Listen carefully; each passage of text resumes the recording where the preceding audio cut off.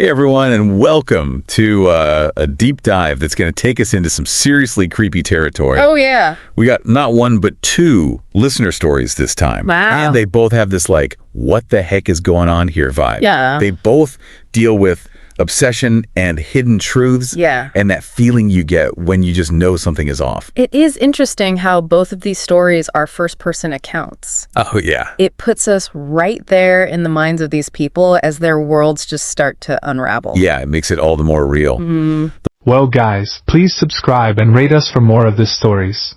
Here goes the first story. I love my kids, but I hate feeding them. I want to confess something, and who better to tell than strangers on the internet? My name's Mark, though that's not my real name. Like many of you, I'm just a normal person, though I've become obsessed with taking care of plants.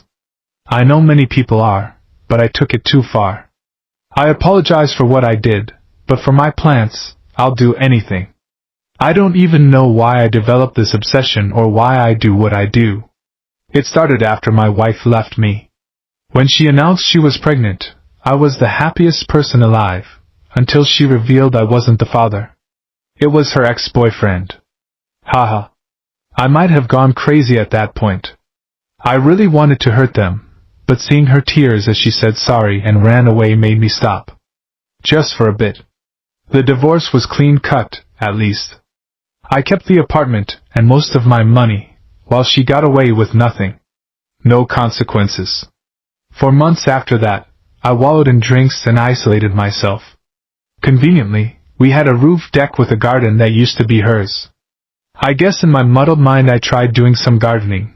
The next day I woke up holding some gardening tool I didn't even know the name of back then, covered in dirt.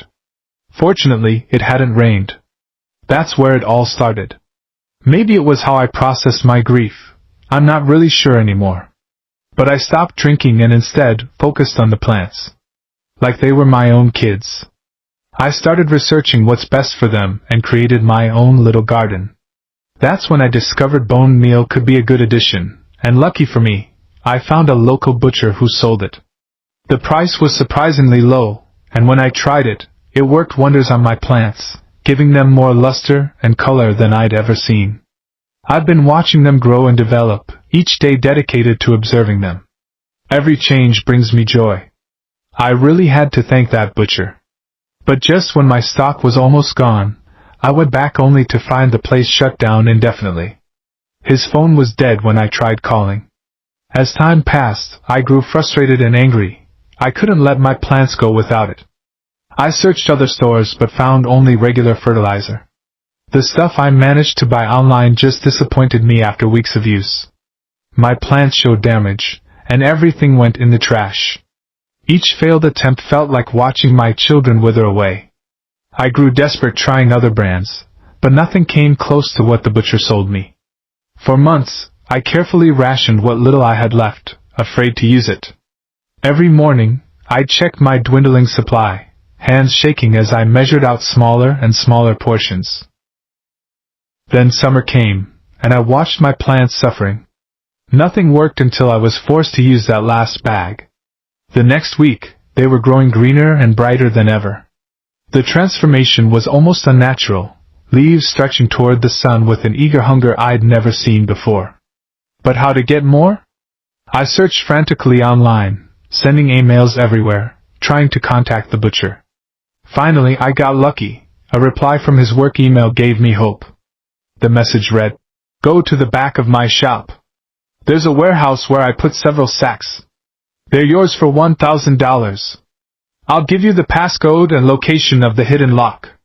The money didn't matter anymore. Every second waiting was agony. After a day, he sent the code and instructions. I wanted to report it to the police but couldn't risk it. My plants needed this. At the warehouse, I noticed a weird smell of decay but dismissed it as spoiled meat. While rummaging through various equipment, I found what I came for, 12 sacks of bone meal piled in the corner. I loaded them into my truck, excited to put them to use. I tested the first sack carefully, adding more each day. The plants became lusher and greener than ever. Their growth was almost aggressive, stems thickening, leaves spreading wider than I'd ever seen. Each day I sat watching them change. I never really questioned what was different, just kept using more than the recommended amount. The plants seemed to love it. No, they seemed to crave it.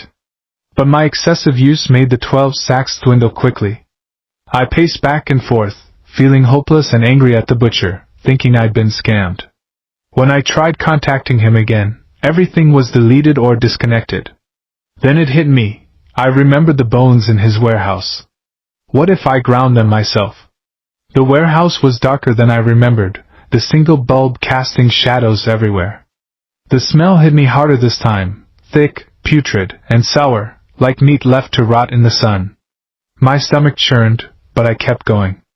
That's when I saw them, bones scattered everywhere, heaped into piles. And that's when I realized my mistake about them being special animal bones. They were special all right. I found a metal plate on one, the kind used in surgery. I must have stared at it for hours before running away. I holed up in my room, just thinking. Days passed while I moved like a puppet, consumed by thoughts of that metal plate. Should I report it? Would I be arrested for using the bone meal on my plants? My beautiful, precious plants. Watching them wither each day, something in me broke. I went back, ground the bones anyway, and brought them home. The sound of the grinder haunts me still, a wet, crunching noise that seemed almost eager. I was happy, or I think I was, just watching them grow. This time I used the bone meal only once daily and sat there.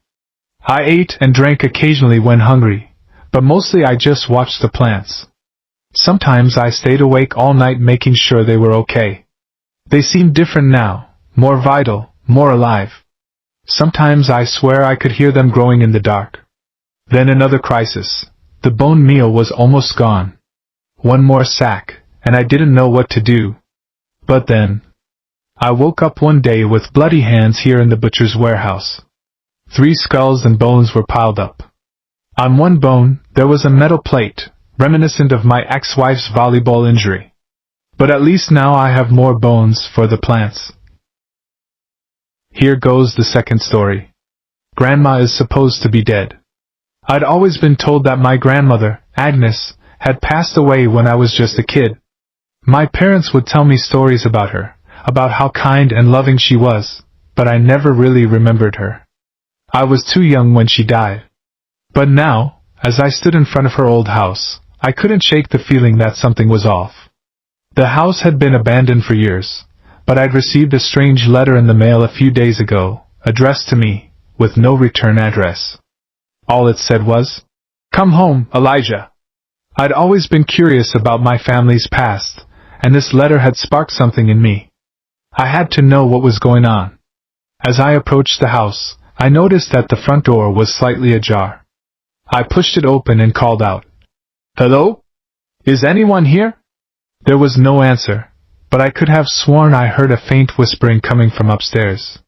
The whispering was soft and raspy, and it sent shivers down my spine.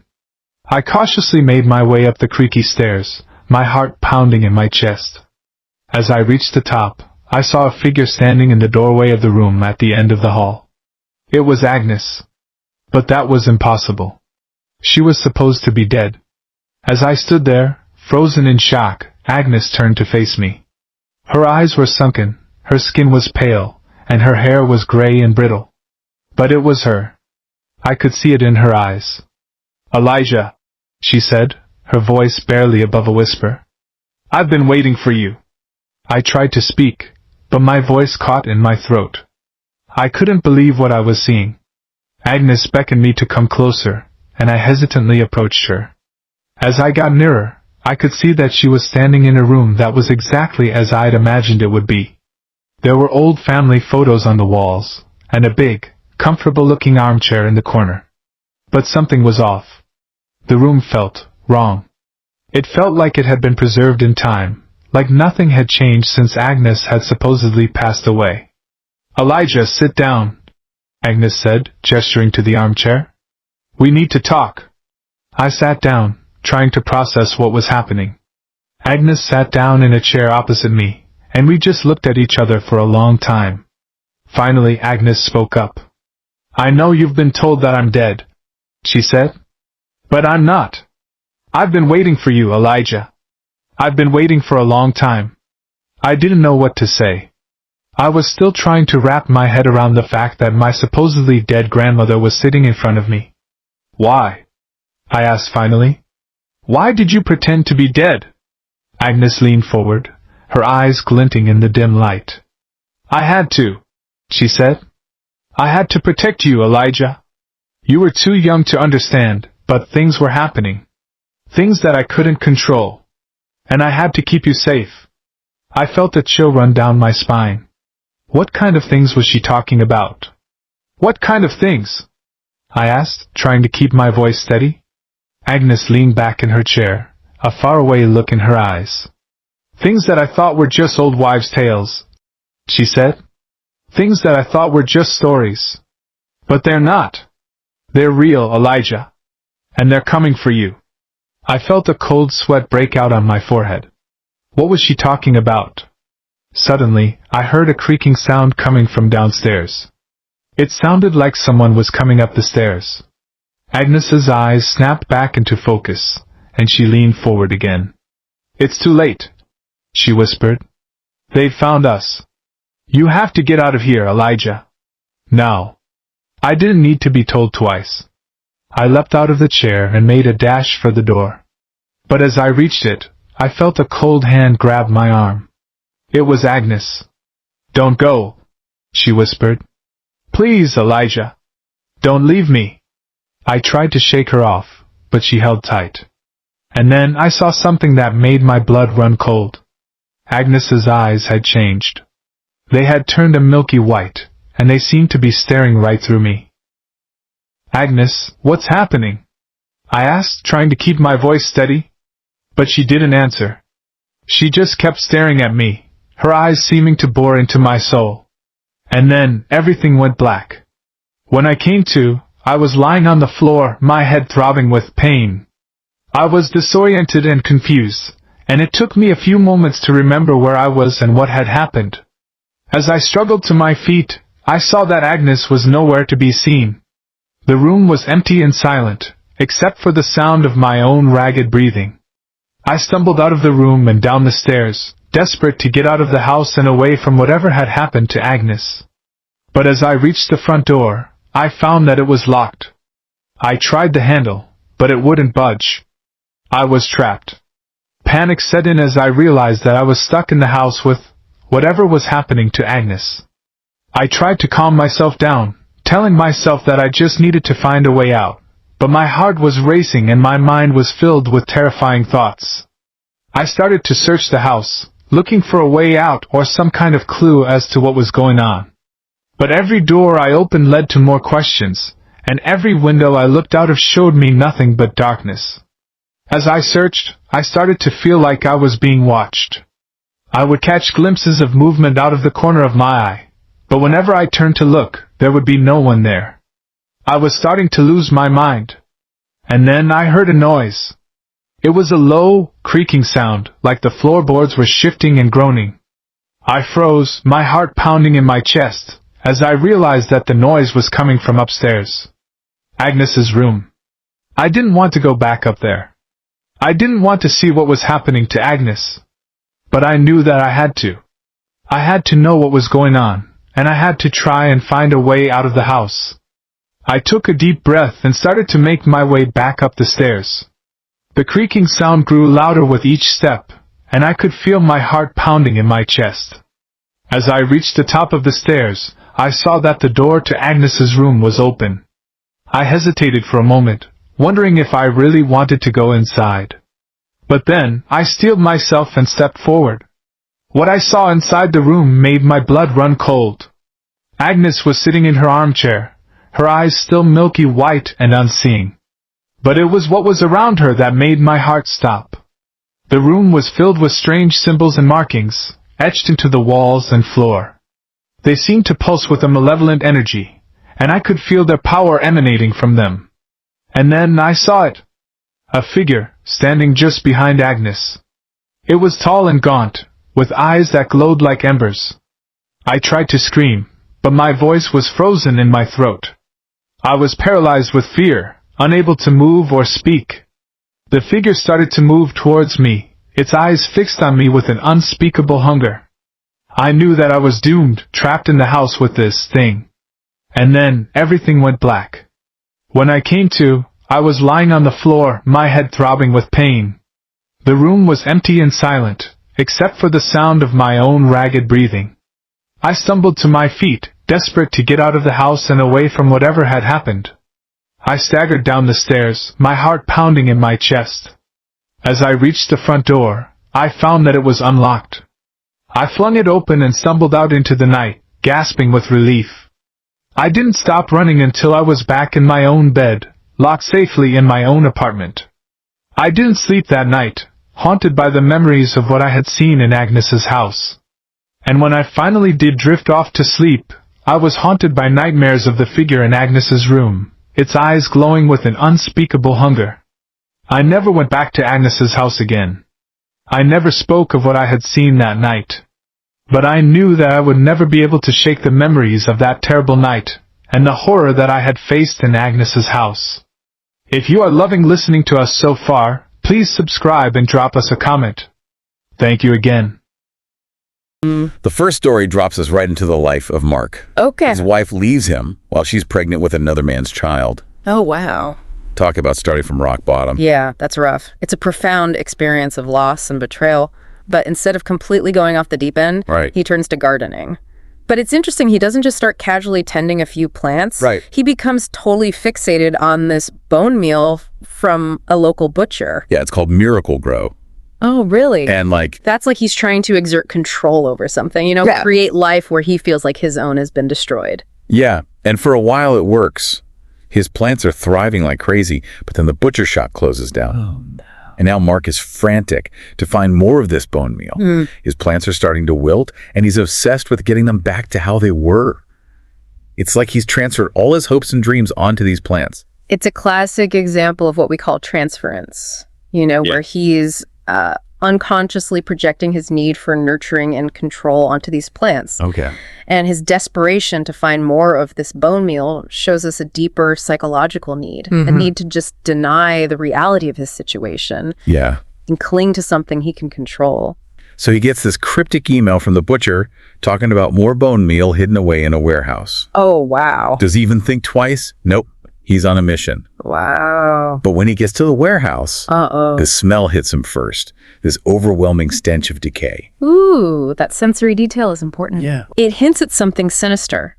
It triggers this instinctual sense of danger. Yeah. Yet Mark is so deep into his need to revive his plants that he ignores this primal warning. He's already blocking out anything that threatens his obsession. And then he finds it.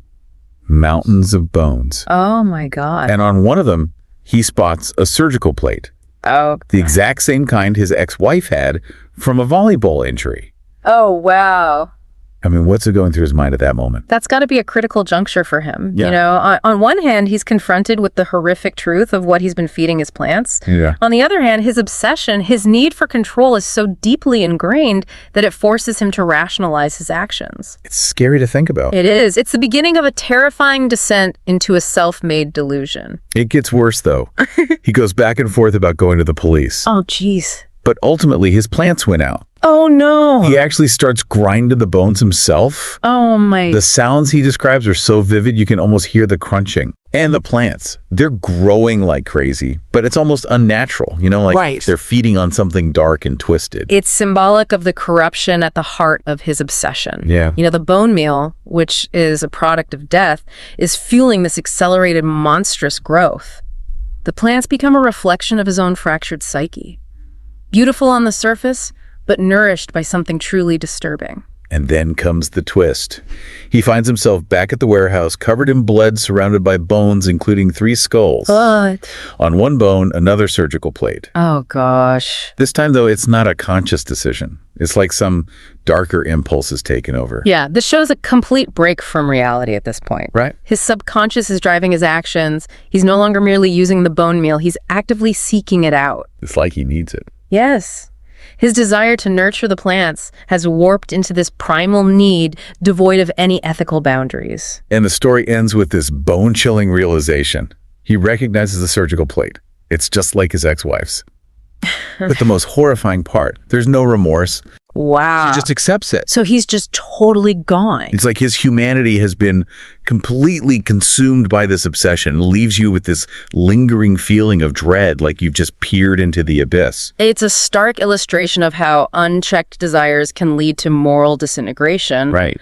The desire for control, for perfection, has warped his perception of right and wrong, turning him into a prisoner of his own twisted creation. It's terrifying.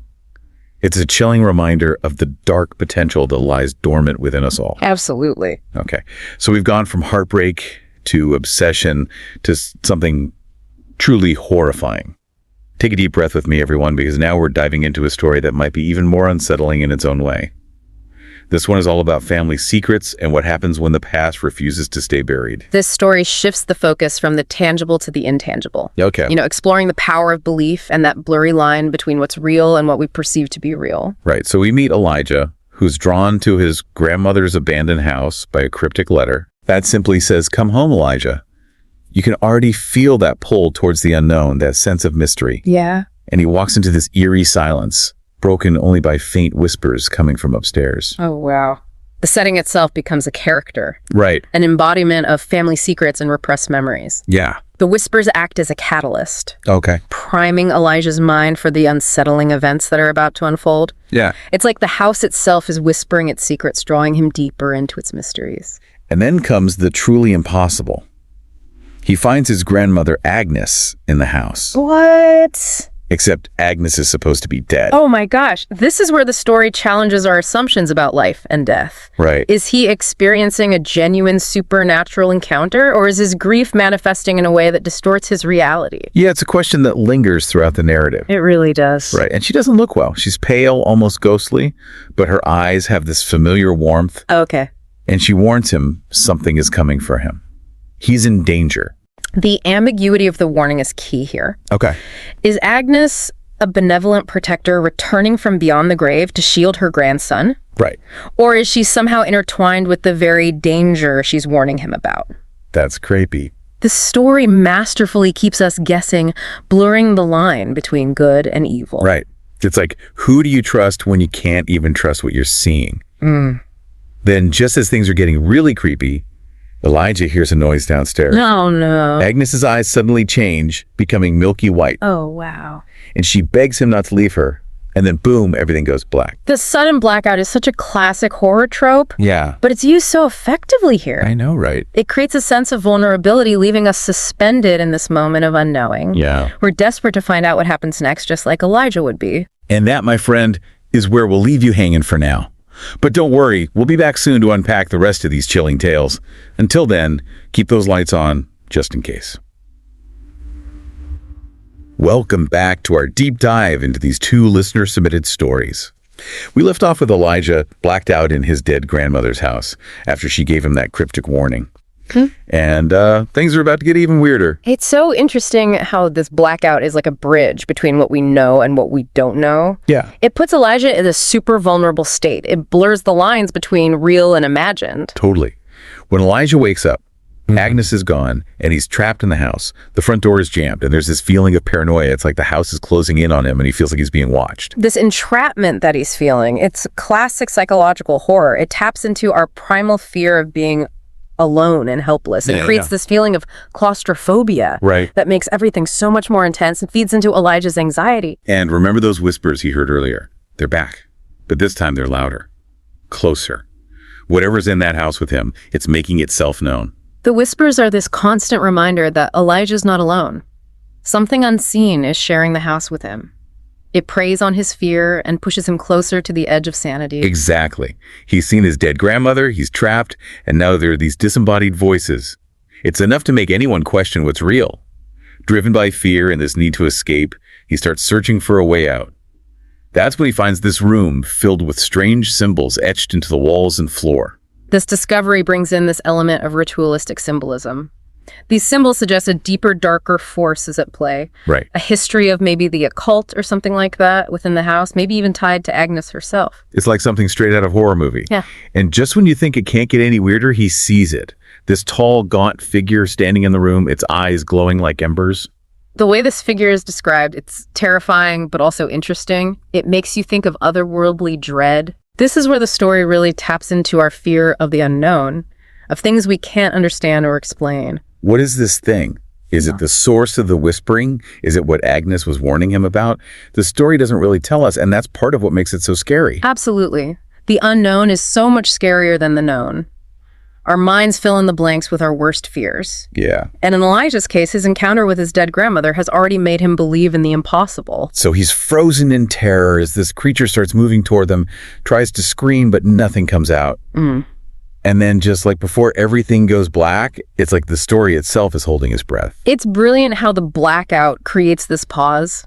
It lets the tension build before the next terrifying reveal. When Elijah comes to, he's back on the floor alone. But this time the door is unlocked. He doesn't waste any time. He runs out of the house and doesn't stop until he's back in his apartment, safe and sound. But he's not the same. This experience has completely changed his reality. He's shaken, questioning his sanity and everything he thought was real. The encounter with Agnes, the whispers, the creature in the room, it's all mixed up in his mind, creating this nightmare he can't escape. You know, it's interesting how both of these stories deal with different kinds of horror. With Mark, it's this slow descent into madness, this loss of his humanity. But with Elijah, it's this sudden, violent intrusion of the supernatural. I agree. Mark's story is about our fear of losing control of our desires consuming us. Elijah's story is about our fear of the unknown, of forces we can't understand. Both stories make us ask what happens when what we think is real starts to fall apart. And what about the timing of these stories, both arriving around the same time?